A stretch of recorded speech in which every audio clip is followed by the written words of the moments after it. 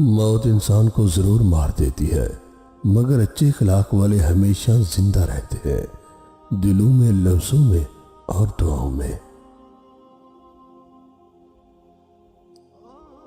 نیک بننے کے لیے ایسی ہی کوشش کرو جیسی کوشش خوبصورت دکھنے کے لیے کرتے ہو۔ ہر کامیاب شخص کے پاس ایک تکلیف دہ کہانی ہوتی ہے، اور ہر تکلیف دہ کہانی کا انجام کامیابی ہوتی ہے۔ اس لیے تکلیف کو برداشت کرنے کی عادت ڈالو اور کامیابی کے لیے تیار ہو جاؤ۔ والدین کی قدر ان سے پوچھئے جن کے والدین نہیں۔ کبھی اپنی جسمانی طاقت اور دولت پر بھروسہ مت کرنا، کیونکہ بیماری اور غربت آنے میں دیر نہیں لگتی۔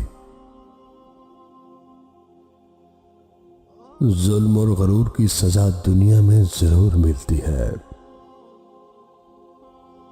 جانتے ہیں انسان کسے کہتے ہیں؟ آنکھ میں احترام ہو اور الفاظ میں نرمی، جس کے اخلاق میں رحم دلی اور مقاصد میں اعلیٰ صرفی۔ عبادت توبہ کے بغیر درست نہیں ہوتی، کیونکہ توبہ مقام ابتدا ہے اور بندگی مقام انتہا ہے۔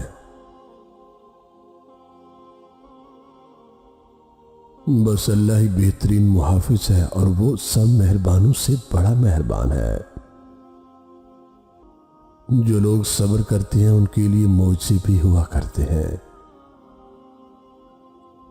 اگر تم اپنے تکبر کو توڑنا چاہتے ہو تو کسی غریب اور مفلس کو سلام کیا کرو۔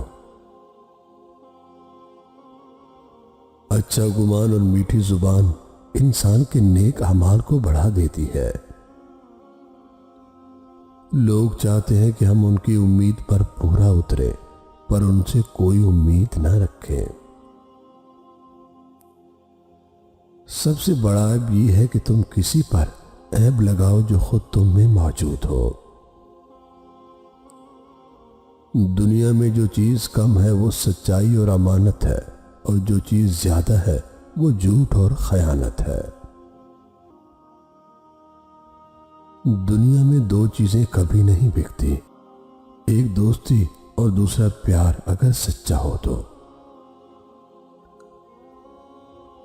متقی اور پرہیزگاروں میں تین اوصاف ہوتے ہیں: نیک کاموں کی ہدایت، فساد سے پرہیز، آخرت کی اصلاح اور درستی۔ انسان کی پہچان اچھا لباس نہیں، بلکہ اچھا اخلاق اور اس کا ایمان ہے۔ مطلبی رشتہ کوئلے کی طرح ہوتا ہے، جب گرم ہوتا ہے تو ہاتھ جلا دیتا ہے، اور جب ٹھنڈا ہوتا ہے تو ہاتھ کالے کر دیتا ہے۔ جانتے ہو وصیت کیا ہے؟ کہنے کو بہت کچھ ہونا، لیکن خاموش رہنا۔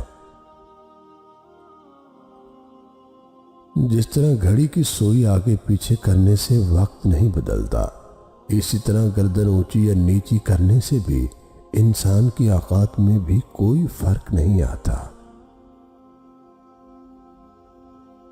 جب بھی کسی کو نصیحت کرنی ہو تو الفاظ اور انداز نرم اپنائیے، مقصد دستک دینا ہو، نہ کہ دروازہ توڑنا۔